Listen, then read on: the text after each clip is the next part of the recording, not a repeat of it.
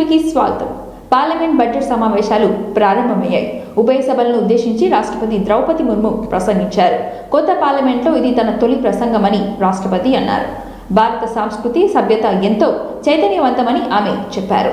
చంద్రుడి దక్షిణ ధ్రువంపై అడుగుపెట్టిన తొలి దేశం మనదే అని చెప్పారు. ఆదిత్య 11 మిషన్ను మన దేశం దిగ్విజయంగా ప్రయోగించిందని చెప్పారు. ఆసియా క్రీడల్లో తొలిసారి 100కు పైగా పథకాలు సాధించామని ఆమె తెలిపారు. దేశంలో 5G నెట్వర్క్ వేగంగా విస్తరిస్తుందని రాష్ట్రపతి G20 సమావేశాలు భారత్ విజయవంతంగా నిర్వహిస్తుందని రాష్ట్రపతి అన్నారు. కాశ్మీర్లో 370 ఆర్టికల్ ఎత్తివేత ఓ చారిత్రాత్మక విజయవంతమని, అయోధ్యలో రామమందిర నిర్మాణానికి అన్ని అడ్డంకులు అధిగమించి ఎన్నో ఏళ్ల రామమందిర కళ సాకారమైందని అన్నారు. ఆర్టికల్ 370, CAA, CUU, మహిళా కోటాపై భారత్ విప్లవాత్మక నిర్ణయాలు తీసుకుందని అన్నారు. ప్రపంచంలో అత్యంత వేగంగా వృద్ధి చెందుతున్న ఎకానమీ మన భారతదేశమని ఆమె వెల్లడించారు. తెలంగాణలో సమ్మక్క సారక్క ట్రైబల్ యూనివర్సిటీ ఏర్పాటు కాబోతుందని తెలిపారు. ఏక్ భారత్ శ్రేష్ఠ భారత్ మన దేశ లక్ష్యమని ఆమె అన్నారు.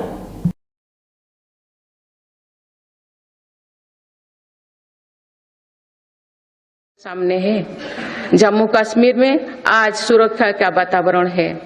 आज वहाँ हड़ताल का सन्नाटा नहीं, भीड़ भरे बाजार की चहल पहल है।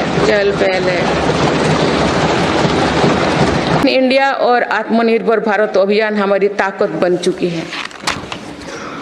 भारत आज दुनिया का दूसरा सबसे बड़ा मोबाइल फोन निर्माता है।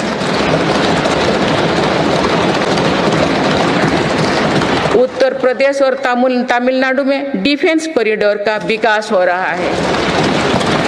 मेरी सरकार के 1 दशक के कार्यकाल में करीब 25 करोड़ देशवासी गरीबी से बाहर निकले हैं।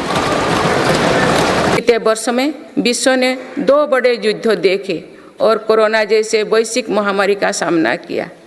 ऐसे वैश्विक संकटों के बावजूद मेरी सरकार ने देश में महंगाई को काबू में रखा। इससे अब भारत में तीर्थ यात्रा आसान हुई है। वही दुनिया भी भारत में हेरिटेज टूरिज्म को लेकर आकर्षित हो रही है। प्राण प्रतिष्ठा के बाद 5 दिनों में ही 13 लाख श्रद्धालु दर्शन कर चुके हैं।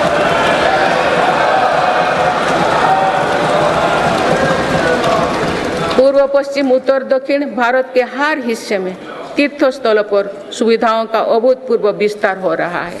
बीते 3 वर्षों से खेलों से जुड़े इंटरनेशनल स्पोर्ट्स इवेंट्स का शानदार आयोजन किया। देश के युवाओं में कर्तव्य बोध और सेवा भाव का विस्तार करने के लिए मेरा युवा भारत संगठन बनाया गया है। दुनिया के अलग अलग हिस्सों में दरार पड़ गए हैं। इस कठिन दौर में मेरी సమావేశంలో పాజిటివ్ సమాచారాన్ని ఇచ్చిన ఎంపీలను అందరూ ఎప్పటికీ గుర్తు చూసుకుంటారని ప్రధాని మోడీ అన్నారు. సభా సమావేశంలో అడ్డుకునే వాళ్ళు చేసేవారని ఎవరు గుర్తుంచుకోరని అని చెప్పారు. పార్లమెంట్లో బడ్జెట్ సమావేశాల నేపథ్యంలో ప్రధాని మోడీ మీడియాతో మాట్లాడారు. ఈసారి జరిగే బడ్జెట్ సమావేశాల వల్ల లాభం చేకూరుతుందని మోడీ చెప్పారు. साथियों, मैं आशा करता हूं कि गत 10 वर्ष में जिसको जो रास्ता सूझा उस प्रकार से संसद में सबने अपना अपना कार्य किया। लेकिन मैं इतना जरूर कहूंगा कि जिनको आदतन हुड़दंग करने का स्वभाव बन गया है, जो आदतन लोकतांत्रिक मूल्यों का चीरहरण करते हैं, ऐसे सभी माननीय सांसद आज जब आखिरी सत्र में मिल रहे हैं तब जरूर आत्मनिरीक्षण करेंगे कि 10 साल में उन्होंने क्यों किया। अपने संसदीय क्षेत्र में भी 100 लोगों को पूछ ले, किसी को याद नहीं होगा, किसी को नाम भी पता नहीं होगा जिन्होंने इतना हुड़दंग हो हल्ला किया होगा। लेकिन विरोध का स्वर तीखा क्यों ना हो, आलोचना तीखी से तीखी क्यों न हो, लेकिन जिसने सदन में उत्तम विचारों से सदन को लाभान्वित किया होगा, उनको बहुत बड़ा वर्ग आज भी याद करता होगा। तो उनका एक एक शब्द इन्होंने भले विरोध का किया होगा, लेकिन बुद्धि प्रतिभा का दर्शन कराया होगा, देश के सामान्य मानवी के हितों का कंसर्न दिखाया होगा, हमारे खिलाफ तीखे से तीखी प्रतिक्रिया की होगी। उसके बावजूद भी मैं अवश्य मानता हूं कि देश का एक बहुत बड़ा वर्ग, लोकतंत्र प्रेमी सभी लोग इस వ్యవహార్ की सराहना। హోటల్ ఎత్తివేతపై తెలంగాణ సీఎం రేవంత్ రెడ్డి స్పందించారు. ట్రాఫిక్ రద్దీ, ట్రాఫిక్ జామ్ కారణంగా కుమారి ఆంటీ స్ట్రీట్ ఫుడ్ హోటల్ను పోలీసులు తొలగించారు. ఈ విషయంపై విమర్శలు రావడం, సోషల్ మీడియాలో పెద్ద ఎత్తున ఆమెకు మద్దతు రావడంతో సీఎం రేవంత్ రెడ్డి స్పందించారు. కుమారి ఆంటీ హోటల్ను అక్కడ కొనసాగించాలని, ట్రాఫిక్ జామ్ కాకుండా చర్యలు తీసుకోవాలని కోరుతూ తెలంగాణ డీజీపీని ఆదేశించారు రేవంత్ రెడ్డి. కాంగ్రెస్ ప్రభుత్వంలో ప్రజాపాలన నడుస్తుంది. పేదలు, బడుగు, బలహీన వర్గాలకు అండగా ఉంటానని, స్వయం ఉపాధితో బతుకుతున్న వారికి అండగా ఉంటానని వివరించారు రేవంత్ రెడ్డి. కుమారి ఆంటీ హోటల్ నిర్వహించుకునే విధంగా ట్రాఫిక్ పోలీసులు అనుమతి ఇవ్వాలని స్పష్టం చేశారు. ఈ మేరకు CM Revanth Reddy CPRO Ayodhya Reddy X ద్వారా పోస్ట్ చేశారు. త్వరలో కుమారి ఆంటీ ఫుడ్ స్టాల్ కు సీఎం రేవంత్ రెడ్డి వెళ్తారంటూ సిపిఆర్ఓ ప్రకటన చేశారు.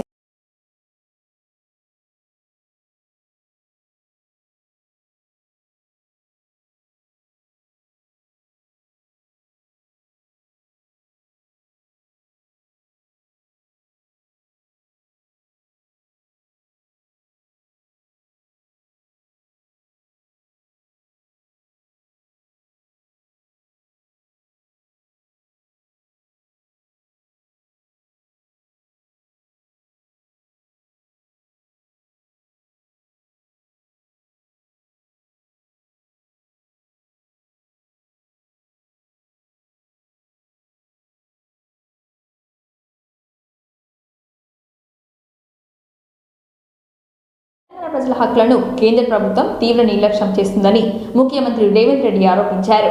గాంధీ భవన్లో ఏర్పాటు చేసిన మీడియా సమావేశంలో ఆయన మాట్లాడారు. పునర్విభజన చట్టంపై పేర్కొన్న బయ్యార ఉక్కు పరిశ్రమ, కాజీపేట్ కోచ్ ఫ్యాక్టరీ, ఐటీఐఆర్ వంటి ప్రాజెక్టుల గురించి పట్టించుకోలేదు. నల్లధనం తీసుకొచ్చి ప్రతి పేదవాడి ఖాతాలో 15 లక్షల రూపాయలు వేస్తామని చెప్పారు. ఇంతవరకు చిల్లి గవ్వ కూడా వేయలేదు. రైతుల ఆదాయాన్ని రెండింతలు వేస్తామని చెప్పారు. పెట్టుబడి రాక, గిట్టుబాటు ధర లేక రైతులు ఆత్మహత్యలు చేసుకుంటున్నారు. రాష్ట్రంలో పండిన వరిని కూడా కొనులేని స్థితిలో కేంద్రం ఉంది. నల్ల చట్టానికి వ్యతిరేకంగా పోరాటం చేసి వందలాది మంది రైతుల చనిపోయిన మోడీ ప్రభుత్వం పట్టించుకోలేదు. ఎమ్మెల్యేలను కొనుగోలు చేసే ప్రభుత్వాలను కూల్చివేయడంపైనే దృష్టి సారించిందని ఆయన వివరించారు. దేశంలో ఉండే ప్రతి పేదవాడికి 2022 లోపు పక్కా ఇల్లు కట్టిస్తామని గత ఎన్నికల్లో మోడీ హామీ ఇచ్చారు. కానీ ఆయన ఇచ్చిన ఏ ఒక్క హామీని కూడా అమలు కాలేదు. రాష్ట్రంలో కేసీఆర్ మాదిరిగానే కేంద్రంలో మోడీ భారీగా అప్పులు చేశారని అన్నారు రేవంత్ రెడ్డి. తెలంగాణ లోక్సభ ఎన్నికలకు సంబంధించిన అభ్యర్థులపై అధిష్టానం నిర్ణయం తీసుకునే అవకాశం ఉన్నది. అదేవిధంగా 17 పార్లమెంట్లకు సంబంధించి యూపీఏ ప్రభుత్వం ఇచ్చిన హామీలను ఈ 10 సంవత్సరాలలో ఉన్న నల్లధనం తీసుకొచ్చి జమ చేస్తా అని చెప్పిండు. కానీ ఇంతవరకు చిల్లి గవ్వ కూడా వేయలేదు. రైతుల ఆదాయాన్ని రెండింతలు చేస్తామని చెప్పడం జరిగింది. ఈరోజు రైతులు పెట్టుబడి కూడా రాక, గిట్టుబాటు ధర లేక ప్రపంచంలోనే అత్యధికంగా రైతులు ఆత్మహత్య చేసుకున్న దేశంగా భారతదేశం నరేంద్ర మోడీ గారి నేతృత్వంలో ఈరోజు పరిణామాలు జరుగుతున్నవి. రైతు వ్యతిరేక నల్ల చట్టాలు తీసుకొస్తే 16 నెలలు నిర్విరామంగా పోరాటం చేసి వందలాది మంది రైతులు చనిపోయినా మోడీ గారి ప్రభుత్వం రైతులను పట్టించుకోలేదు. ఈ దేశంలో ఉండే ప్రతి పేదవాడికి 2022 లోపల పక్కా ఇల్లు ఇస్తామని చెప్పి గత ఎన్నికల్లో మోడీ గారు హామీ ఇచ్చి ఈరోజు ఈ దేశంలో కానీ రాష్ట్రంలో కానీ ఏ పేదవాడికి కూడా ఇల్లు కట్టివ్వలేదు. అదేవిధంగా ఎన్డీఏ ప్రభుత్వంలో రైతులకు గిట్టుబాటు ధర కాదు, రైతుల ఆదాయాన్ని రెండింతలు చేస్తామని ఎన్నికలలో బీజేపీ హామీ ఇచ్చి హామీ కూడా అమలు చేయలేదు. కనీస మద్దతు ధర కూడా ఈరోజు రైతులకు అందని పరిస్థితి ఉన్నారు. అధికారాన్ని నిలబెట్టుకోవాలనే ప్రయత్నం చేస్తున్నాడు. ఇట్లాంటి పరిస్థితులలో మీరు మణిపూర్లో జరిగిన సంఘటనలు చూసిండ్రు. లక్షలాది మంది నిరాశ్రయులైనరు, వేలాది మంది హత్యకు గురి అయినరు, వేలాది కోట్ల రూపాయల ఆస్తులు విధ్వంసం అయితే కనీసం మణిపూర్ పర్యటనకు ప్రధానమంత్రి వెళ్ళలేదు. అందుకే ఈరోజు భారత్ జోడో న్యాయ యాత్ర ద్వారా మణిపూర్ నుంచి మహారాష్ట్ర వరకు రాహుల్ గాంధీ గారు పాదయాత్ర చేపడుతున్నారు. సర్వం ఈ దేశం కోసం త్యాగం చేసిన కుటుంబము గాంధీ కుటుంబము. శ్రీమతి ఇందిరాగాంధీ గారు, శ్రీ రాజీవ్ గాంధీ గారు దేశం కోసం ప్రాణపార్టీ మీద దాడి చేస్తున్నారు. దీన్ని బట్టే మీరు అర్థం చేసుకోండి, బీజేపీ బీఆర్ఎస్ కుమ్ముక్కు రాజకీయాలు. ఈరోజు దించాల్సింది నరేంద్ర మోడీని, ఈరోజు ఓడించాల్సింది నరేంద్ర మోడీని. ఈరోజు దేశానికి ప్రమాదకరంగా మారింది బీజేపీ ప్రభుత్వం. కానీ నిన్న మొన్న ఈ మధ్యకాలంలో సంస్థల ఉద్యోగులు కష్టపడి పనిచేసి రాష్ట్ర అభివృద్ధికి తోడ్పడి అందించాలని డిప్యూటీ సీఎం బట్టి విక్రమార్క సూచించారు. విద్యుత్ అకౌంట్స్ ఆఫీసర్ అసోసియేషన్ ఆధ్వర్యంలో రూపొందించిన డైరీని ఆయన ఆవిష్కరించారు. ఈ సందర్భంగా బట్టి విక్రమార్క మాట్లాడుతూ విద్యుత్ సమస్యలు తలెత్తకుండా వినియోగదారులు మెరుగైన సేవలు అందించాలని అన్నారు. విద్యుత్పై విమర్శలు రాకుండా క్రమశిక్షణతో పనిచేయాలని, సంస్థకు గుర్తింపు రావాలని ఆయన అన్నారు. కేటీఆర్ అక్కడిక్కడ మాట్లాడుతూ మేము హైదరాబాద్ నగరాన్ని నిర్మించాం, అద్భుతంగా చేశాం. ఏం చేశావు నువ్వు? ఈరోజు హైదరాబాద్ నగరంలో కరెంట్ వస్తా ఉంది అని అంటే, సంపూర్ణంగా అందరికి కరెంట్ అందుబాటులోకి వచ్చిందంటే అది కేవలం కాంగ్రెస్ ప్రభుత్వాలు పెట్టినటువంటి ఆనాటి ప్రాజెక్టుల వల్లే కాంగ్రెస్ ఈ కరెంట్ వస్తా ఉంది. వీళ్ళు వచ్చిన తర్వాత ఏం పరిశ్రమలు పెట్టలే. కరెంటు ఉత్పత్తికి సంబంధించి పెట్టిన యాదాద్రి, ఆ భద్రాద్రి, యాదాద్రి ఇంతవరకు పూర్తే కాదు. భద్రాద్రి పెడితేనే పరిమాణ అవుట్డేటెడ్ టెక్నాలజీ తీసుకొచ్చి పెడితే అది అనేక సమస్యలతో సతమతం అవుతుంది. మరి నువ్వు ఏడ నుంచి తీసుకొచ్చిన కరెంటు తెచ్చింది మేము. కేటీపీఎస్ అనేక స్టేజ్లు కట్టాం, కొత్తగూడెం థర్మల్ పవర్ స్టేషన్, లేకపోతే అక్కడ జైపూర్ దగ్గర కట్టాం, లేకపోతే ఇంకో దగ్గర కట్టాం, భోపాల్పల్లిలో కట్టాం. రకరకాల దగ్గర హైడల్ పవర్ ప్రాజెక్ట్స్ పెట్టాం. రకరకాల పవర్ ప్రాజెక్ట్స్ అన్ని ఆనాటి కాంగ్రెస్ ప్రభుత్వాలు పెట్టింది. ఇవాళ కరెంట్ వస్తా ఉంటే ఆ కరెంటును సరఫరా చేసుకుంటూ స్విచ్ ఆన్ చేసి ఆడిపోయి ఇది నేనే తెచ్చిందంటే ఎట్లా? ఎవడో కట్టించిందని ఇంట్లోకి వచ్చి స్విచ్ ఆన్ చేస్తే నువ్వు తెచ్చినట్టు కాదు కదా. మరి హైదరాబాద్ సికింద్రాబాద్ నగరాన్ని నేనే ఏం నిర్మించావు నువ్వు? హైదరాబాద్ నగరంలో ఓ బిహెచ్ఎల్ తెచ్చావా? ఓ ఈసీఎల్ తెచ్చారా? లేదా ఉస్మానియా యూనివర్సిటీ కట్టావా? లేకపోతే ఇంకేదైనా పరిశ్రమలు పెట్టావా? బీడీఎల్ పెట్టావా? రాహుల్ గాంధీ మాటకు అనుగుణంగా బీసీ కులగణన చేస్తామని మంత్రి పొన్నం ప్రభాకర్ అన్నారు. శాసనసభ సమావేశంలో ఈ బిల్లు పెడతామని చెప్పారు. రిటైర్డ్ జడ్జ్, బీసీ సంఘాల నేతలు సలహాలు తీసుకుంటామని తెలిపారు. బీసీలలో అన్ని కుల వాళ్ళు గర్వంగా భావించవలసిన సందర్భం ఇదేనని చెప్పారు. ఎమ్మెల్సీ కవిత గత 10 ఏళ్ల నుంచి మహాత్మా గాంధీ, జ్యోతిరావు పులే విగ్రహం గురించి ఎందుకు మాట్లాడలేదని ప్రశ్నించారు. రాజకీయం చేయాలని అనుకుంటే బయట చేయాలని కేసీఆర్ అధికారంలో ఉన్నప్పుడు ఏం చేశారని ఫైర్ అయ్యారు. బీఆర్ఎస్ నేతలు నాలుక దగ్గర పెట్టుకొని మాట్లాడారని ఆయన అన్నారు. లిక్కర్ బిజినెస్ బిజీ నుంచి తగ్గినట్లుందని, అందుకే ఇప్పుడు జ్యోతిరావు పులే విగ్రహం గురించి మాట్లాడుతున్నారని అన్నారు. బీఆర్ఎస్ కు అంత చిత్తశుద్ధి ఉంటే కేసీఆర్ అధికారంలో ఉన్నప్పుడు ఏం చేశారని ఫైర్ అయ్యారు. బీసీ కుల జనగణన చేస్తామనే మాట చెప్పడం జరిగింది. అదే సందర్భంగా గౌరవ ముఖ్యమంత్రి గారు మొన్న బీసీ సంక్షేమ శాఖకు సంబంధించిన రివ్యూ చేసే సందర్భం శాఖ తరఫున ఈ ప్రతిపాదన తీసుకొని రాగానే వెంటనే దీన్ని సంబంధిత అధికారులకు ఆదేశించి ఇప్పటికే చట్టపరంగా ఏ విధంగా ఈ యొక్క బిల్లు బీసీ జనగణనకు తీసుకోవాల్సిన అంశాలు ఉన్నాయో అటు న్యాయశాఖ కావచ్చు, ఇటు శాసనసభ సెక్రటరీ ద్వారా కావచ్చు, మా ప్రిన్సిపల్ సెక్రటరీ సంప్రదింపులు ప్రారంభం చేయడం జరిగింది.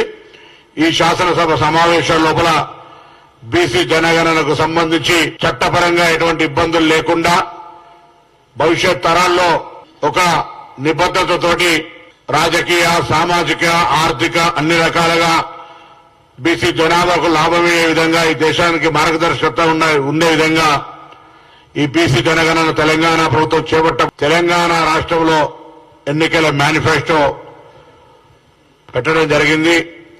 తెలంగాణలో కాంగ్రెస్ ప్రభుత్వం అధికారంలోకి రాగానే బీసీ కుల జనగణన చేస్తామనే మాట చెప్పడం జరిగింది.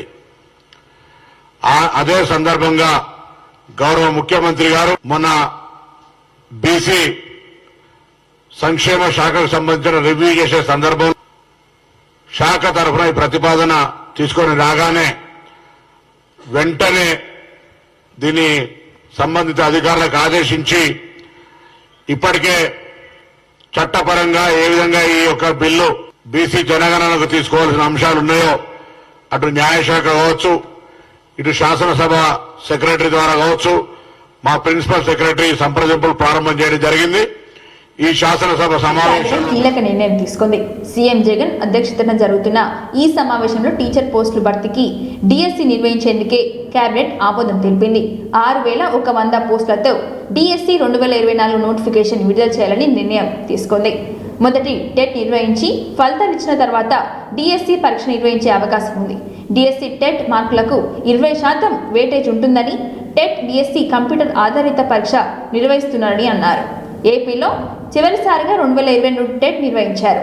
అప్పుడు 4,50,000 మంది దరఖాస్తులు చేసుకుని పరీక్ష రాసి 2 లక్షల మంది అర్హత సాధించారు. ఈసారి సుమారు 5 లక్షల మంది టెట్ హాజరు కావచ్చని అంచనా వేస్తున్నారు అధికారులు. డిఎస్సి జరగాలి అనేటువంటి కోరిక ఉంది చాలా మందిలో. వారందరికీ శుభవార్త ఇవాళ కేబినెట్ లో మంత్రిమండలి ఆమోదించింది. మెగా డిఎస్సి నిర్వహించాలని, మెగా డిఎస్సి నిరుద్యోగ యువతకు ఒక శుభవార్త. మెగా డిఎస్సి రాష్ట్రంలో ఉపాధ్యాయ పోస్టులు భర్తీ చేయాలన్నటువంటి కీలక నిర్ణయానికి మంత్రిమండలి ఆమోదం తెలియజేసింది. డిఎస్సి 2024 ద్వారా రాష్ట్ర వ్యాప్తంగా పాఠశాల విద్యాశాఖ, గిరిజన సంక్షేమ శాఖ, సాంఘిక సంక్షేమ శాఖ, బీసీ సంక్షేమ శాఖ పరిధిలో ఉన్నటువంటి పాఠశాలల్లో 6,100 పోస్టుల భర్తీకి మంత్రిమండలి ఆమోదం తెలియజేసింది. ఇది ఈ రాష్ట్రంలో ఉన్నటువంటి ఎవరైతే ఉపాధ్యాయ వృత్తిని ఫ్యాషన్ గా ఎంచుకుని ఉపాధ్యాయ వృత్తిలో ఎంటర్ అవ్వాలనుకున్నారో వారందరికీ కూడా జరిగిన ఒక గొప్ప శుభవార్తగానే మంత్రిమండలి ఈ రోజు ఆమోదం తెలియజేసింది. ప్రభుత్వం ఏర్పడిన తర్వాత 2019 నుండి ఒక విద్యారంగంలోనే 14,219 పోస్టులు ఈ ప్రభుత్వం నియామకం చేసింది. గద్వాల జిల్లా నుంచి ఎంపికైన 107 మంది స్టాఫ్ నర్స్ గా అర్హత సాధించిన ఉద్యోగంలో చేరబోతున్న వారికి నేడు హైదరాబాద్ ఎల్బీ స్టేడియంలో జరిగే సమావేశంలో సీఎం రేవంత్ రెడ్డి తన చేతుల మీదుగా వారికి ఆర్డర్ కాపీలు అందించనున్నారు. గద్వాల్ డిఎంహెచ్ఓ డాక్టర్ శశికళ ఆధ్వర్యాన 6 ప్రోగ్రామ్ ఆఫీసర్, 3 సూపర్వైజర్ సమక్షంలో వీళ్ళు హైదరాబాద్కు వెళ్తారు. స్టాఫ్ నర్స్ ఆఫీసర్ సెలెక్ట్ అయిన అందరినీ జిల్లా కలెక్టర్ అభినందించారు. సేవా దృక్పథం, అంకిత కలిగి ఉండాలని, ప్రతి ఉద్యోగి తన విధులను బాధ్యతగా వివరించాలని అందరికీ శుభాకాంక్షలు తెలియజేశారు. ప్రత్యేక బస్సులో జిల్లా సమీకృత కలెక్టర్ కార్యాలయం నుండి జిల్లా కలెక్టర్ సంతోష్ జెండా ఊపి ఇట్టి కార్యక్రమాన్ని ప్రారంభించారు.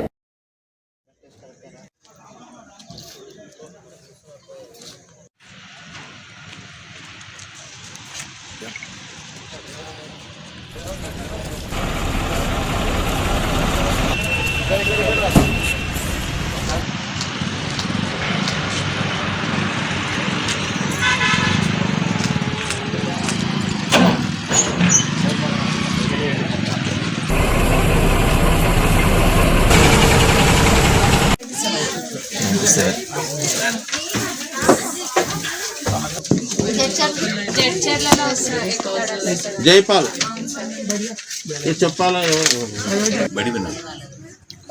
హలో అమ్మ ప్రశాంతి.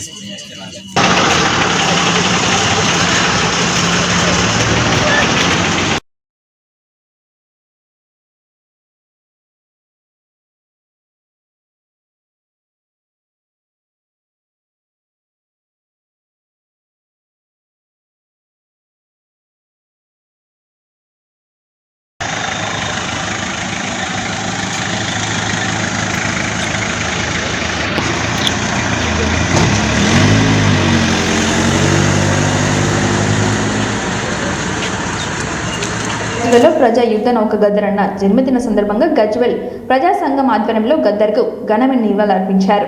ఈ సందర్భంగా వారు మాట్లాడుతూ గద్దరు త్యాగం వెలకట్టలేదని, ఆయన ఆశయ సిద్ధికి బహుజనులందరూ ఏకమై రాజ్యాధికారం కోసం పయనించాలని, తాను అన్ని వర్గాల కోసం అనునిత్యం తన ఆటపాటలతో ప్రజలను మేలుకొల్పిన త్యాగశీలి అని అన్నారు. అటు తొలి దశ తెలంగాణ ఉద్యమంలో క్రియాశీలకంగా ఉద్యమం చేసి వ్యక్తి అని అన్నారు. మలి దశ ఉద్యమంలో విద్యార్థి, ఉద్యోగ కార్మికులను చైతన్యం చేసి ముందుండి నడిపిన మహోన్నత వ్యక్తి గద్దరన్నని తెలిపారు.